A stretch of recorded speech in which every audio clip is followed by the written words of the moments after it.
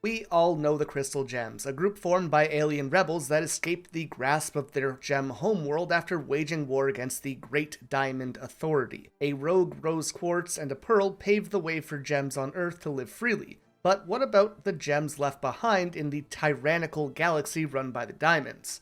What about the gems that we don't really see? What are their roles in society, and what are they good at? Today we're going to be taking a deep dive and looking into every type of gem in Steven Universe, as well as who they are. But in order to understand what role they play in their society, we first have to take a look at the society of the Great Diamond Authority itself. Homeworld society truly began when White Diamond established a caste system and placed herself and fellow diamonds, yellow, blue, and pink, at the top of it. Any and all gems that come to exist through the Diamond's galactic colonization would then fall under one of the four Diamonds' control until Pink was horribly shattered by Rose Quartz and the newly formed Crystal Gems during the Rebellion. With that, the war began to wrap up and Homeworld entered into Era 2, a time of depression and resource scarcity.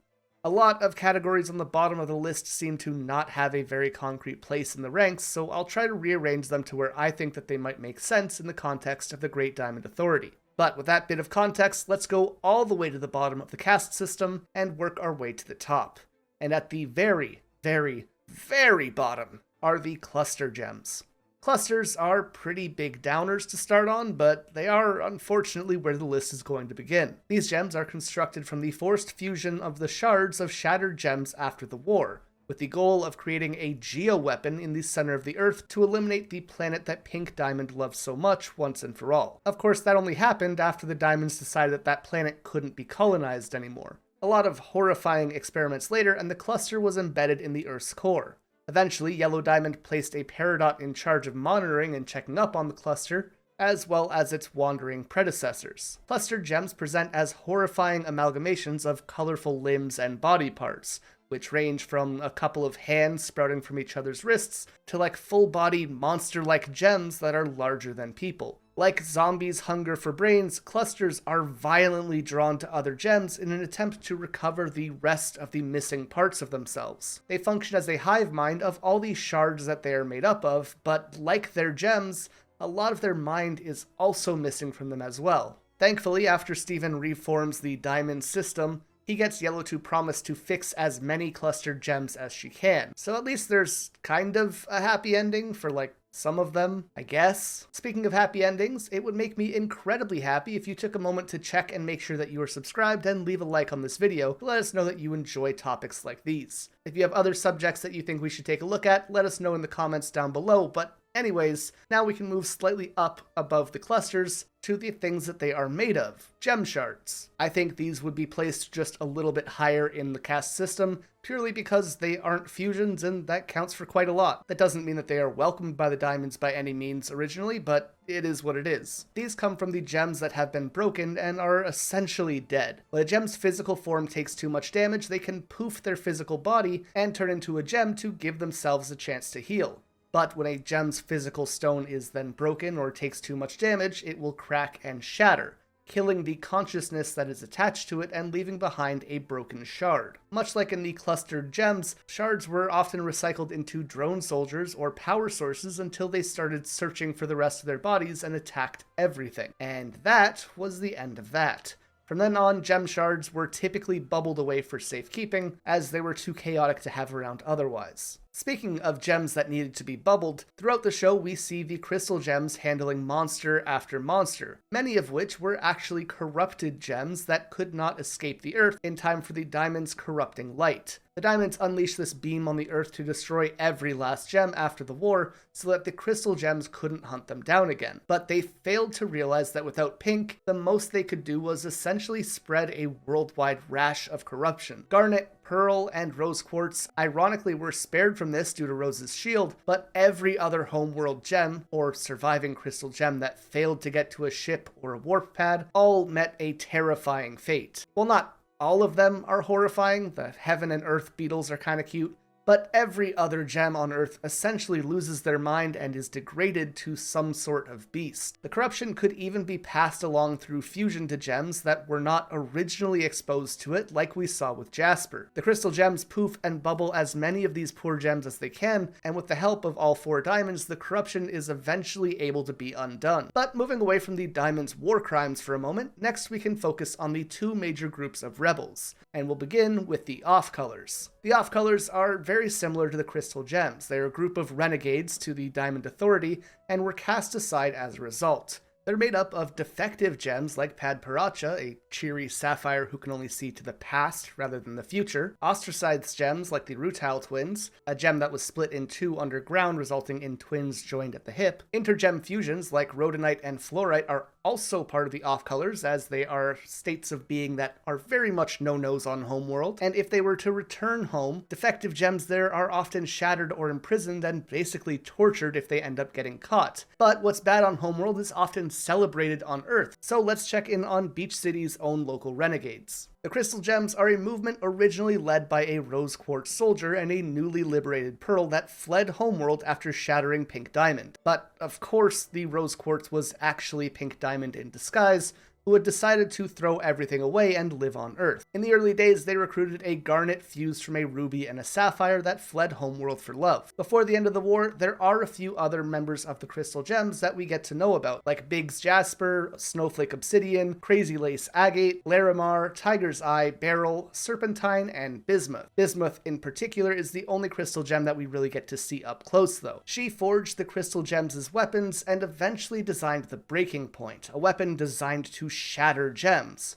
kind of like a military-grade hole punch. However, Rose realized that she was going down a dangerous path and poofed and bubbled Bismuth for the foreseeable future until Steven accidentally lets her out. The next addition to the Crystal Gems was an overcooked little Amethyst that found her way to the group after the war. She acts brash and wild to make up for the fact that she feels like less than she should be, as normal Amethysts are huge and strong, looking closer to Jasper than our Amethyst. But that, of course, doesn't mean she isn't tough or strong herself. The next member to join the Crystal Gems is Steven, when Rose Quartz decided to leave her physical form to have a child with a human. Steven inherits all of Rose's powers, but his half-human side makes him much more vulnerable than a gem would be. Steven brings a few new recruits onto the team as he gets older, like a cracked lapis lazuli that was stuck in a mirror on Earth after the war, and the Peridot that was in charge of watching over the cluster. Peridot winds up stranded on Earth as well, and while waiting for a rescue that would never come, Steven wears her down,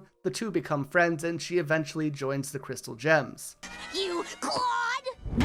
While Peridot wasn't exactly considered defective pre-Revolt, Era 2 Peridots are given prosthetic limb enhancers that make up for their lack of powers, so while not actually defective, she is sort of out of date. And I know what you're thinking, what about the fusions? Why hasn't he talked about the fusions? There's a ton of fusions in the Crystal Gems. And you're right, they're actually our next step up in the caste system, still not accepted by the Diamond Authority, but above Rebels and other defective gems. Now, I would say that fusions are inherently defective by Homeworld's old standards, since they kind of stand for a lot of things that the diamonds don't really value, but they're here nonetheless. Fusions happen when 2 or more gems harmonize and synchronize to create a greater being, which is probably why they're still higher up than defective or corrupt gems. Same gem fusions were the most popular method of fusing on Homeworld, with intergem fusion being a punishable offense. For example, we see the rubies in Blue Diamond's court come together to create one big strong ruby, but when one of those very rubies fuses with a sapphire while trying to save her life, they are seen as disgusting and need to run away together to avoid being shattered. Now, we know that when 2 of the same gems fuse, they stay the same type of gem.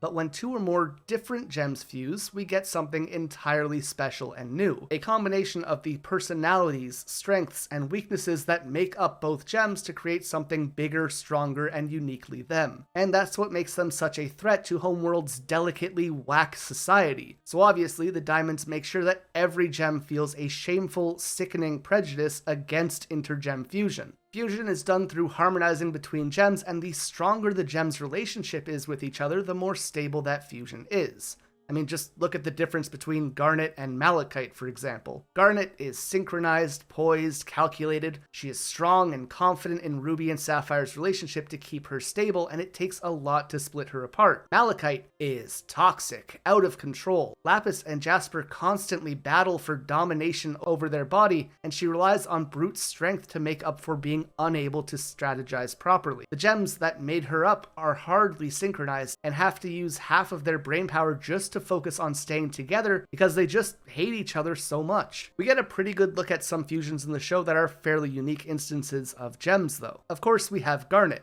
a fusion of Ruby and Sapphire that ran away from Homeworld to be in love on Earth. Ruby's quick temper and Sapphire's quiet, calm energy come together to make the cool and collected Garnet. Between Ruby's brute strength and Sapphire's future vision, Garnet can handle pretty much anything that comes her way with her giant gauntlets and powerful mind. She leads the crystal gems after Rose Quartz disappears and defends the Earth in her place, as it is the planet that lets her be together. Garnet is actually one of the only fusions that we see that has a Homeworld counterpart, that being Obsidian, but we will talk about them later. Opal is the second fusion that we see in the show, and she's made up of Pearl and Amethyst. Opal is graceful and mysterious. She combines Pearl's controlling, uptight nature with Amethyst's spontaneity to find a peaceful balance. She is very quiet and forgetful, but has a silly side that is covered up by the calm exterior that she seems to have. Her weapon combines Pearl's spear and Amethyst's whip to make a bow and arrow. While Amethyst and Pearl kind of surprisingly balance each other out, Garnet and Amethyst can actually be pretty horrible together. Sugilite takes all the short temper, brash, brute strength from Ruby and Amethyst, and seems to swallow up most of Sapphire's calculated intelligence. We have totally bypassed Giant Woman here and gone straight to Humongous.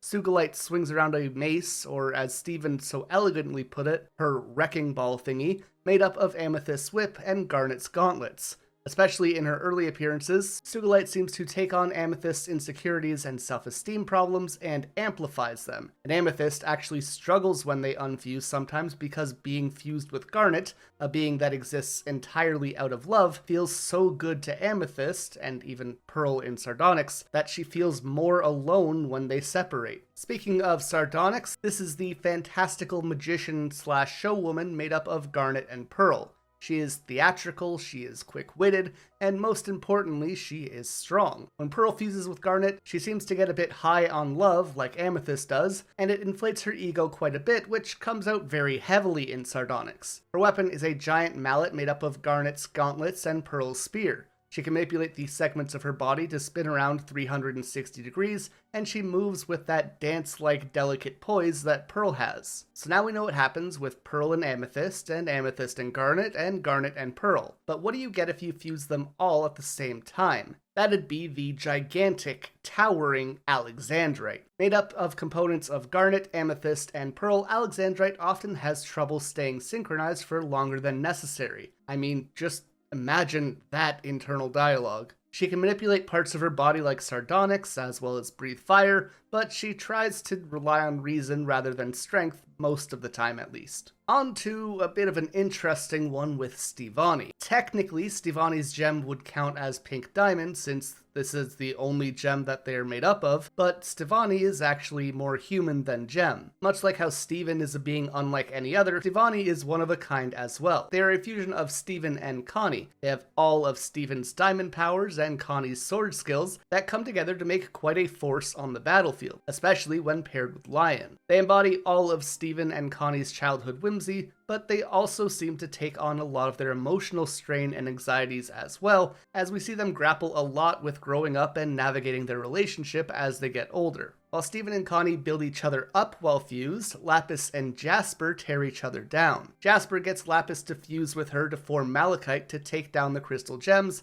and Lapis agrees so that she can trick her and shackle her to the bottom of the sea with her water manipulation. While they're trapped down there, they fight against each other's influence constantly and emotionally torture one another. Not all fusions are healthy and functional, and this is a perfect example of just how much harm a fusion can actually do, not only to everything around them, but to the gems involved as well. Our next fusion is actually one that we see two versions of. The original Rainbow Quartz is made up of Pearl and Rose Quartz, and unfortunately we don't get a lot of screen time with her. A jealous Pearl suggests that she fuse with Rose, basically to throw their relationship in Greg's face, whether Rose realizes that or not. This version of Rose Quartz is a jazzercise bombshell with crazy hair.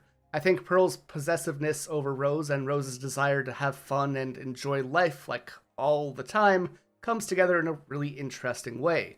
Rainbow Quartz is also the first fusion that we see that's just for fun. They didn't fuse to fight or anything, they just wanted to show off. Rainbow Quartz 2.0 swaps Rose out for Steven in a pastel Mary Poppins inspired fusion, which is much different than its predecessor. This version has a very floaty parasol that it uses as a weapon, and has a proficiency for babysitting, much like his inspiration. They are posh and pretty silly, showing off a flamboyant mix of Steven and Pearl's personalities. And keeping with these Steven fusions, Steven and Amethyst make Smoky Quartz. Smoky hides a lot of push-down emotions behind their silly, goofy exterior, and occasionally makes some gloomy jokes at their own expense. Amethyst and Steven both really struggle with their self-worth, but Steven brings a much-needed kindness and love to Amethyst that she doesn't really give herself often. And when they come together as Smoky Quartz, I like to think it gives Amethyst a soft place to land and do some healing with Steven. Smoky fights with a big, huge yo-yo made up of Amethyst's whip and Steven's shield,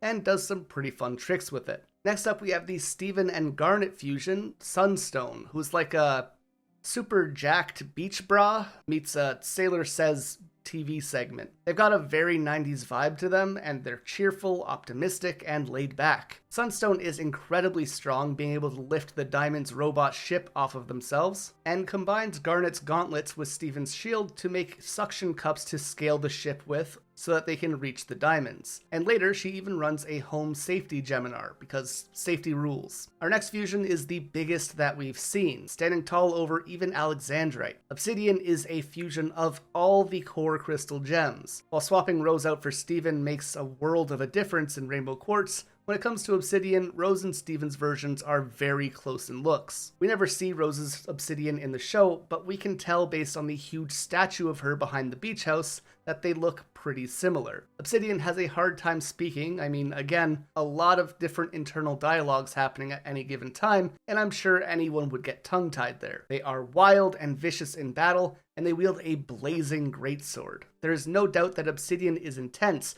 They almost feel like a deity, like something to be worshipped, but let's dial things down a little bit more to the human level with our last two main fusions. Steg is a fusion between Steven and Greg in the movie. He is a rock star to his core, and to me, he feels like he embodies the awe-inspiring musician that Steven sees his father as well as the inspiring little kid that Greg sees his son as. Steg is truly a love letter from father to son and vice versa, showing just how amazing Steven and Greg think the other is. And speaking of Steven, I know we've talked about him a bit already, but technically, he is a fusion of Rose Quartz and Greg Universe. While their initial attempt at fusion seemed like it failed, it actually did exactly what it was supposed to and brought them closer. Before they tried to fuse, Rose really only saw Greg as something fun to pass the time, but trying to fuse made her see him as something more than just a silly little human. Ironically, it humanized him to her, and they were able to have a real relationship afterwards, which resulted in Steven. There's a few not so close to home fusions in the show as well, like the bitter bluebird azurite, who is a combo of eyeball the ruby and aquamarine, crazy lace agate, the crystal gem from the rebellion, lemon jade, the perma fusion, and zebra jasper, who was made up of a desperate jasper and a corrupted jasper. There's not a ton of information on most of these guys, so I'd figure I'd just touch on them briefly, make sure I mention them,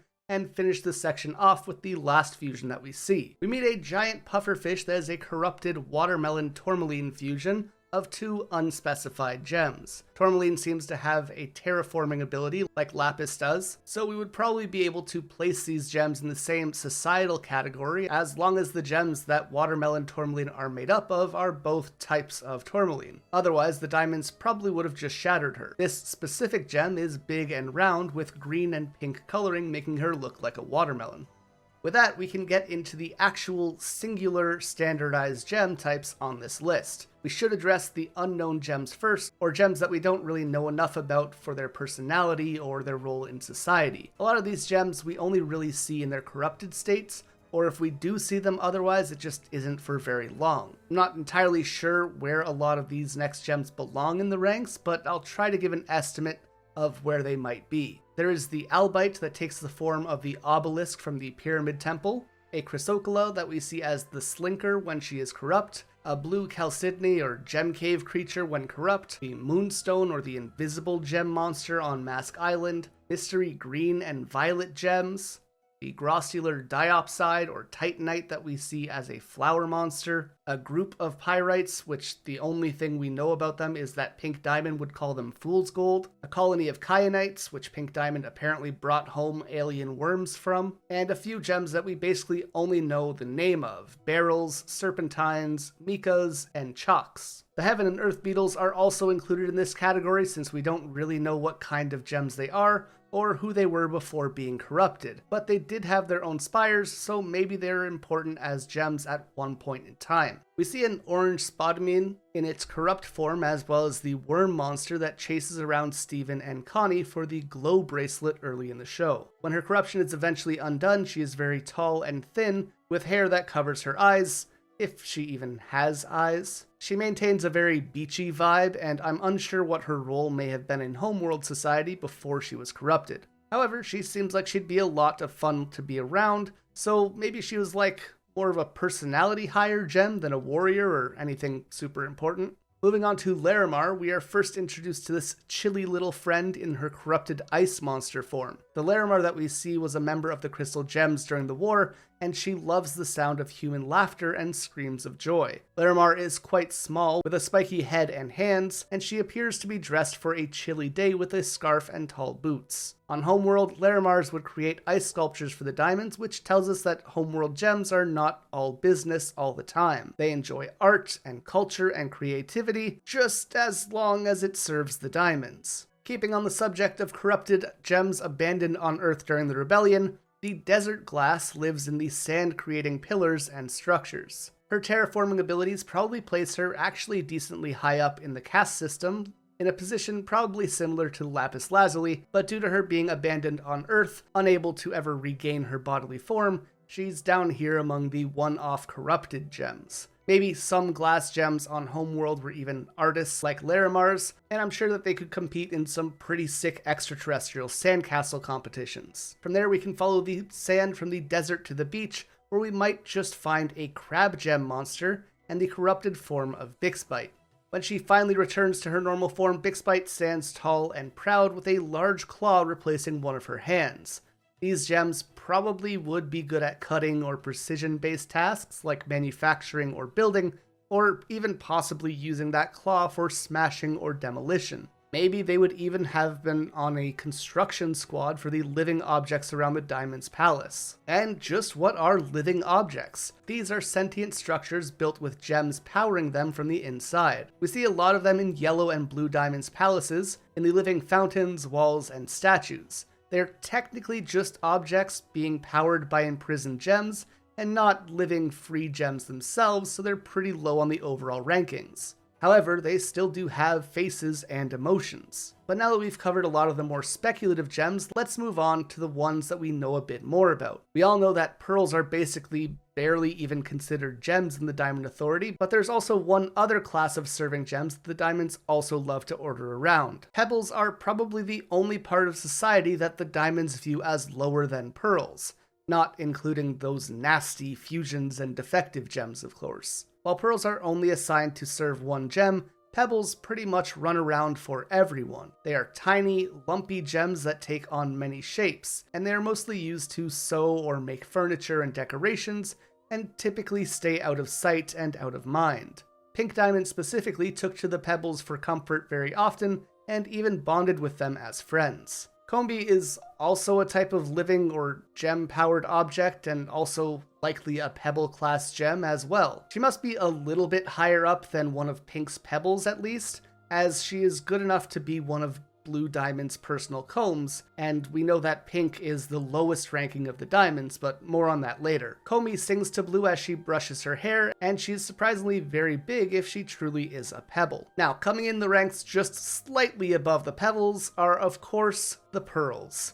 Born from the reef, pearls are assigned as the dedicated attendants to highly ranked gems. They were created to serve just one authority and prove to be some kind of status symbol on Homeworld, like some kind of sick labubu. They act on their gems every whim and request and carry out tasks and busy work for them all day long, even going so far as to carry around their personal belongings in their gems or to open doors and announce them entering a room. Your pearl is horrifically designed to do anything you ask of her. While they often end up as their gem's companions or confidants, they are still usually treated quite poorly. Pearls are typically submissive and do not think anything about themselves. They view their own needs and feelings as irrelevant and unnecessary, although they do seem to have their own personalities. Yellow Diamond's pearl, for example, feels like she is above other gems that would typically be ranked higher than her because she serves a diamond. She tends to be a high and mighty rule follower, while Blue Diamond's pearl is reserved and pretty friendly. Pink Diamond's pearl was playful and cheery, which made her a great match for Pink, but when White Diamond takes Pink's pearl away, she becomes robotic and loses her personality as she falls into White Diamond's mind control. And then, of course, there is our pearl, who is actually nobody's pearl. When Pink Diamond lost her first pearl, the pearl that we know took her place. Calculating and precise, Pearl often fights and moves around elegantly as if she were dancing. She tends to freak out if things don't go as planned, though. When Pearl and Pink Diamond ran away together, Pearl would have done anything to make her happy, not just as a pearl, but as her companion. As someone who loved her. She rebelled against her role and everything that she had ever known, breaking down her own internalized systems and beliefs to step into the unknown on Earth with Rose as the first ever free pearl. Peridot mentions that there are hundreds of pearls on Homeworld reserved for aristocratic members of their society, but Eyeball the Ruby tells us that pearls can also be given out as rewards, and that she dreams of being gifted one in exchange for bringing back the rogue Rose Quartz from Earth. Next up in the Diamond Court is one with just a little bit more personality than your typical pearl, Spinels. Spinels are the jesters, the clowns, the entertainers for the higher-ups. They are silly, goofy, and stretchy, and they love to bounce around all over the place doing cartwheels and flips. Much like a pearl, Spinels live to please and thrive off the validation of making people have fun and laugh. Spinels are typically childlike and tend to be naive and a little bit annoying and overbearing. They are created to entertain, so it's no wonder why they want so much attention, though. When Pink Diamond lost her first pearl, a pink Spinel was given to her instead, and she entertained her until she was given her colony. Pink then tricked her into playing a game and abandoned her for millennia, making her deranged and vengeful. That's not to say that every Spinel has that rage in them somewhere, but with their childlike natures, tantrums and outbursts don't seem super far-fetched. And in this case, it's pretty deserved, I think. While Spinels can be quite calculating, this next gem is more of the brawn instead of the brain. The common ruby soldier is not the brightest gem on Homeworld by any means, and they are often put into groups and responsible for grunt work like recon missions and bodyguarding high members of the court, like we saw with the Ruby squad that escorted Sapphire to see Blue Diamond when Garnet fused for the first time. Ruby guards are silly and boyish in nature. They like to play rough and push each other around. They punch each other and try to one-up each other constantly in ways that kids do on playgrounds. They are pretty small on their own, but when they fuse, their sheer size and muscle allows them to get just about any job done. But speaking of a big, strong gem, obsidians are beefy worker gems that construct trenches and encampments for the Diamond's armies. The only obsidians that we get to know are the fusion of Pink Diamond's gem with Ruby, Sapphire, Amethyst, and Pearl, and Snowflake Obsidian, a previously corrupt member of the Rebellion era of the Crystal Gems. While obsidians typically are used for army-based construction, the sheer size and the fact that Snowflake Obsidian seems to be wearing armor could tell us that they were probably soldiers as well. Snowflake Obsidian had ice powers like Sapphires or Larimars do, but I'm not sure if that extends to other types of obsidians as well. It could just have been because her name was Snowflake, though. On that note, the fusion obsidian seems to have fire powers, which makes more sense for the lava-based stone that obsidian is, but the power may also just stem from Ruby's fire abilities. The fusion obsidian is pretty huge, and we can assume that a normal obsidian is a lot smaller, since fusions are bigger than their counterparts. And this particular fusion is made up of 5 gems, one of which being a diamond, which goes a lot into it. Obsidian seems to primarily build things for the military and for soldier gems, but who is the one in charge of building everything else? Well, that brings us to bismuth. Bismuths are still pretty low-ranked gems in the caste system, but they are often in charge of higher scale, more important projects than obsidians. They make a lot of structures, ships, and even occasionally weapons, using their malleable hands that can take the shape of any tool they might need. The bismuth that we get to see the most was a part of the Crystal Gem Rebellion. We can infer from her that bismuth might not be the calmest gems around, as she seems to blow her top when her plans get shut down or when they don't work out the way she wanted them to. While the last few gems have heavily relied on their strength, this next one is a bit more on the brainy side of things. Peridot are low-ranking, crafty, calculated, and nearly robotic when it comes to their jobs as engineers and technicians, primarily in regards to the kindergartens. They occasionally go to other planets as well, especially to check out their kindergartens. When Era 2 began and Pink Diamond disappeared, resources began running out, and Peridots created during this time suffered because of it.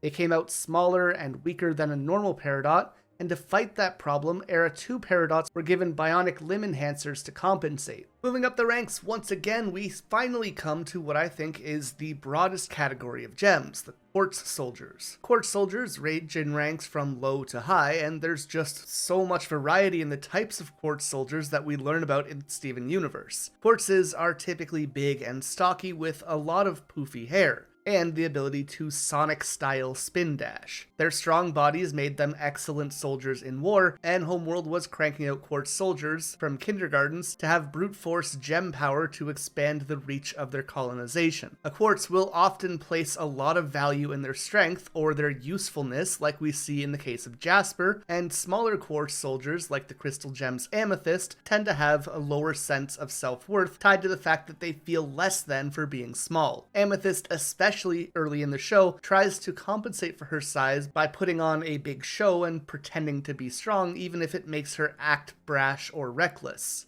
Some Quartzes love to have fun and be silly together too, like the Amethyst and the Rose Quartzes that we see. Some Quartzes are very stoic and professional, like Holly Blue Agate, which don't always translate well to those happy-go-lucky groups of Quartzes like the Amethyst that she commands. Of course, keeping with our working from bottom to top, let's start with the corrupted Quartzes and fusions.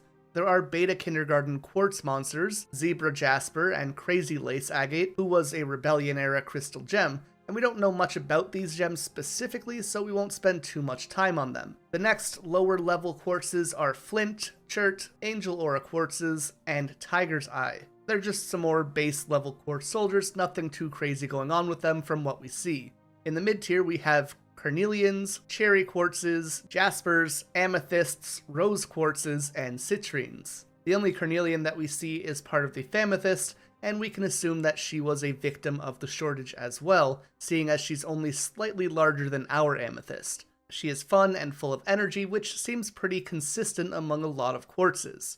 Cherry Quartz is another gem that we don't see much of. At first, she seems a little wrapped up in Homeworld rules, but she quickly unlearns her beliefs when she joins Earth, so we can probably say she's more of a follower, which makes sense for a soldier. She also manages to understand the flaws of Homeworld, which is something a lot of gems really struggle to learn. Jaspers are typically soldiers or guards. The Jasper that we know best has a reputation of being incredibly strong and ruthless on the battlefield. Her role in the Rebellion War places her above a normal Jasper in rank, and she is desperate to prove that she is worth that praise by continuing to be the strongest gem around. Other Jaspers, however, can be laid back, or just generally quite pleasant. Some are arrogant like our main Jasper, but it seems like this specific gem has quite a large range of personalities tied to it, which is probably due to the fact that the batch of Jaspers created during the war were also victims of the resource depression that affected the Era 2 batch of Peridots as well, which could have resulted in Jaspers that were subpar save for one perfect, beefy war machine.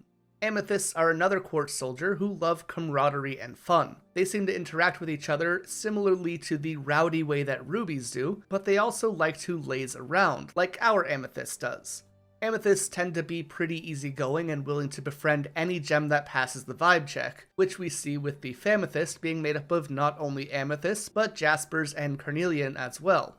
The crystal gem's Amethyst seems to be pretty similar to the Homeworld ones personality-wise, and she fits right in with them when they finally meet. Moving on to Rose Quartzes. These soldiers were a more recent development in kindergarten gems. They probably focus more on defense than offense, although that could just be Pink Diamond's skill sets of healing and shielding. It wouldn't be impossible to assume that though, as Rose Quartzes are said to have healing properties in the real world, if that's something you're into. Actual Rose Quartzes in the show took the fall for Pink Diamond's Earth-saving escape plan. Thanks to Pink pretending to shatter herself in disguise as a Rose Quartz, the rest of this kind of gem was bubbled and put into Pink's zoo. The final mid-tier quartz is Citrine, higher tier guards saved for attending important gems and high security assignments. When we get a glimpse of Emerald in the episode Lars of the Stars, she is yelling at Lars and the Off-Colors about getting past her elite guard of 67 Citrine to steal her fastest ship. And the final subcategory of quartzes is on the higher end of the medium ranking, agate.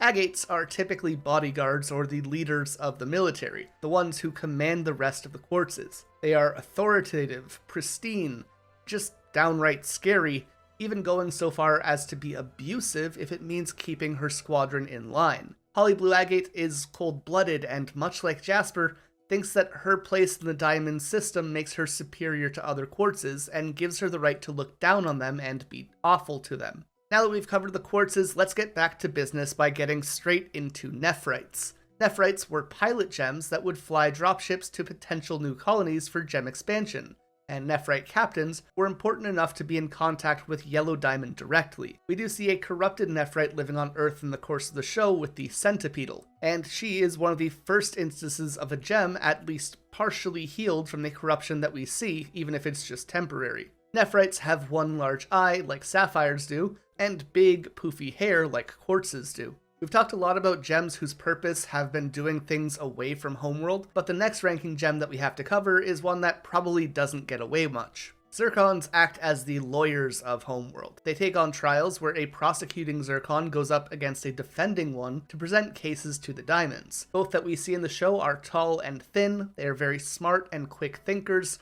but they don't really have a lot of power or strength to them. They are still fairly middle ranked, and they don't even get a say in the cases that they are made to pick up. A gem that is packing a powerful punch though is Topaz. Topazes are finally starting to breach that high rank threshold, but they are still guards and soldiers like the quartzes are. As a high member of Yellow Diamond's court, Topazes are probably given more responsibility and assigned tasks with higher stakes, or at least deal with more important personnel. They are tanky and even bigger than your typical quartz, and they seem to be much more professional than other gem soldiers. But they aren't always treated super well under Diamond Authority, which is a huge shocker, I know. But big tanky gems and mighty fists aren't the only strong things that Gem Society has to offer. Lapis Lazulis are terraformers that use their water powers to help the diamonds further their empire. Their hydrokinesis can command bodies of water to tear down or rebuild a potential colony in the diamond's vision. The Lapis that we know even commands all of the Earth's oceans to try and make a tower up to Homeworld. And she had the power to do that while she was cracked. The only thing that stopped her was the distance to make it home.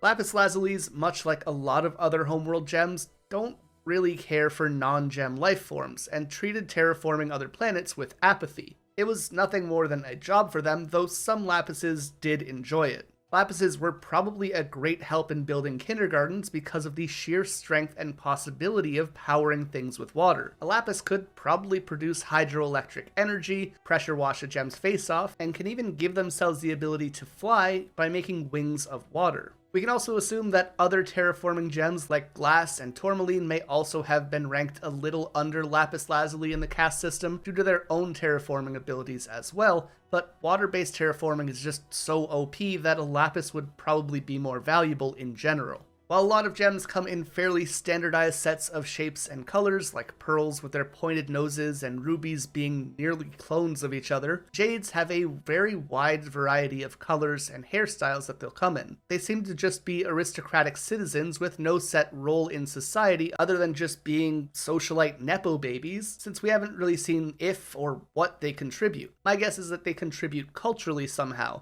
I mean, they must do something if they are this high ranked. The diamonds don't really seem like the type to just entertain a gem that doesn't prove to be useful to them in some way, right? But moving on to someone with a clear purpose, aquamarines act as the diamond's assistants. While pearls seem to assist the diamonds in a closer, more personal way, aquamarines assist them more by running errands for them. They have quite a bit of authority as high members of Blue Diamond's court, even giving orders to other high-ranking gems like topaz. Aquamarines are quite little gems, but that doesn't mean that they aren't strong, even bordering on scary. They can even command their own ships, and can generate water-like wings like lapis lazulis can. Now, we don't ever actually see this next gem in the show, but interviews and concept art of Morganite tells us that she is a high society member of the caste system, likely a part of Pink Diamond's court. Morganite is an artist and designed the diamond's beautiful palanquins. She was ranked highly enough to have a pearl and a ruby assigned to her, and these attendants were actually the components of the rhodonite that we saw from the off-colors. Morganite basically fired them when she found out that they liked to fuse, which tells us that she is dedicated to the diamonds and their ways despite her creative nature. Who says all artists are liberal?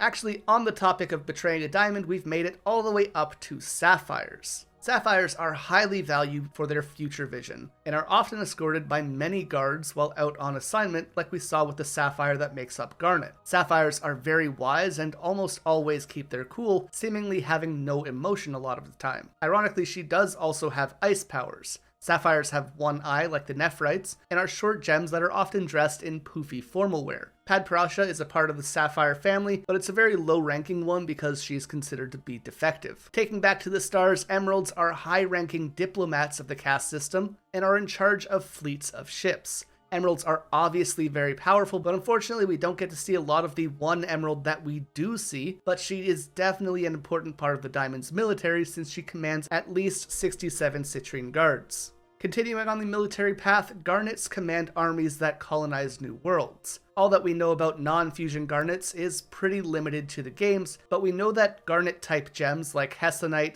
Dematoid, and Pyrope, and very likely used to shatter gems. Garnets, as we know, are very strong gems, and even non-fusion Garnets can pack a serious punch. But now with the rest of gems out of the way, it is finally time that we talk about the diamonds. As the leaders of their societies, the diamonds were in charge of expanding their reach and colonizing new planets, while still ruling over gemkind. Pink Diamond's powers include projecting her aura, a power all diamonds have, creating gems like the Pebbles, a sonic scream that cracked the gem of her first pearl, and healing tears, with other skills in juggling and party planning, of course. Pink Diamond was in charge of events and celebrations on Homeworld. She was the smallest of the diamonds and was often treated like an annoying little sister by the rest of them. The other diamonds rarely took her seriously, especially when she began asking for her own colony on that sparkly blue planet in the distance. Pink was a lot friendlier than the other diamonds were towards their underlings, and she became close with gems like the Pebbles and her pearls. Her attendant group was made up of sapphires and agates, notably lacking in Rose Quartzes. Pink was carefree and wanted to have fun, a sentiment that followed her into her time disguised as a Rose Quartz.